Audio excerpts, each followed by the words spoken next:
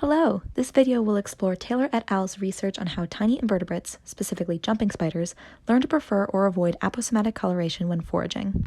This study operates under the framework of cost-benefit trade-offs and, more specifically, predator-prey arms races. The main guiding question is, how do predator-prey dynamics and their subsequent trade-offs relate to the development of aposematism and predator biases? The main experimental question is, how do interactions with aposematic prey influence jumping spider foraging behavior? And further, what does this say about the predator-prey relationships and learning and memory processes of spiders? The experimenters chose to examine these interactions between jumping spiders of the family Salticidae, which serve as the predators, and milkweed bugs, which serve as the prey. Jumping spiders serve as a good model system because their visual systems and predation patterns are well studied and they are prevalent across the globe. Milkweed bugs were chosen for their aposematic coloration and the fact that their toxicity relies on diet, not on biologically inherent toxin production. I'm going to focus on the hypothesis and methods from Study 1 on this paper, and, more specifically, Experiments 1 and 3. Experiment 2 will be briefly addressed later, but Experiments 1 and 3 are more pertinent to the experimenters' main goals. The researchers hypothesized that spiders exposed to the toxic milkweed bugs for 2 weeks will be averse to palatable red milkweed bugs, that spiders exposed to the palatable red milkweed bugs for 2 weeks will readily prey upon the palatable red milkweed bugs, and that the spiders' biases will eventually go extinct without reinforcement. For Experiment 1, the experimenters collected the spiders from Arizona, separated them into individual plastic containers, and fed them white-eyed Drosophila melanogaster 3 times a week before the start of the experiment. Then, the spiders were randomly separated into 3 groups. The first group received a mix of white-eyed Drosophila and unpalatable red milkweed bugs, who were fed a diet of milkweed seeds in order to make them toxic. The second group received palatable red milkweed bugs, who were fed a diet of sunflower seeds. The third group was the control and received only white-eyed Drosophila. It is important to note that no red-eyed Drosophila were fed to the spiders, as their eye color could have influenced red color biases in the spiders. For Experiment 3, the same spiders were used, but there was a gap of 2 weeks, during which all of the spiders were only fed white-eyed Drosophila. In order to test their hypotheses for Experiment 1, Taylor et al. Took the spider out of their individual training enclosures and placed each one into a clear plastic container. They acclimated to their environments for 2 minutes, after which a palatable red milkweed bug was placed in the center of the enclosure. The experimenters observed the spiders for 2 hours and recorded whether or not the spider attacked the milkweed bug, and, if an attack happened, how long it took for the attack to happen. After the 2 hours, the spiders were put back into their training enclosures and put on the Drosophila-only diet in preparation for Experiment 3, which followed the same testing procedures as Experiment 1. The results fail to reject all 3 of the experimenters' hypotheses. Their data is presented in the form of a double bar graph. Both sets of data have the same x and y axes. The x-axis shows the independent variable, which is what diet each group was offered. The only variable that was specifically manipulated in this experiment was the 2-week-long exposure, or lack thereof, to red milkweed bugs.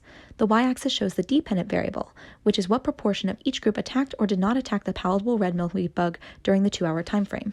The data for Experiment 1 shows a statistically significant difference between the attack proportions of all 3 populations. When compared to the control, Group 1 was clearly averse to the red milkweed bug despite the fact that it was harmless, suggesting that the spiders in that group had learned to associate the aposematic coloration with unpalatability. This fails to reject the experimenters' hypothesis about Group 1. Group 2, on the other hand, preyed upon the red milkweed bugs much more frequently when compared to the control, suggesting that spiders in that group had learned to associate the red coloration with safe, palatable food sources. This also fails to reject the experimenters' hypothesis about Group 2. Experiment 3's graph, which contains the data from the experiment run after 2 weeks of a Drosophila-only diet, is drastically different, thus failing to reject the experimenters' hypothesis about retention without reinforcement. There was no statistically significant difference between the ratios of attacks or no attacks for each of the different groups. The experimenters note that the lower overall attack proportions are likely due to a decrease in voracity after getting acclimated to the lab environment. In one sentence, the experimenters found that prior favorable or unfavorable experience with aposematic coloration can influence jumping spider foraging behavior, but this association is extinguished within 2 weeks without reinforcement. While they don't appear in these figures, it seems important to mention that the researchers did account for several other variables. There were no differences in body size and composition between the groups, and, despite the usual disparity in voracity between males and females, no difference in the attack proportions between the sexes. Additionally, Experiment 2 tested for other color preference, but it also served to show that there was no difference in general attack rate between the groups due to dietary differences. This relationship between predator and prey is a good example of a predator-prey arms race. A jumping spider's learning process benefits them by helping reduce the amount of unpalatable prey that the predator consumes, but it comes with possible energy costs due to overgeneralization and issues due to the limited time frame of memory. The aposematic coloration of the milkweed bugs deters jumping spiders from preying on milkweed bugs in the future, but red coloration is energetically costly to produce. It is interesting to consider the idea that a sneaky milkweed bug in the wild could eat non-toxic food, which would make its aposematic coloration a dishonest signal. If this sneaky subset were to eventually speciate, the coloration would turn from an honest signal to Batesian mimicry. This research is interesting to examine in a greater context. One study cited in Taylor et al. Is Zurich et al.'s 2015 study on jumping spiders, which examined how jumping spiders have trichromatic vision through a particularly interesting mechanism. It is fascinating to see the direct consequences of this color vision via the recognition of previously encountered coloration. Taylor et al. Also references Hill's 2006 study on jumping spider memory in their discussion. Hill similarly examined jumping spider memory and focused on how volatile memory can help prevent over-selective foraging.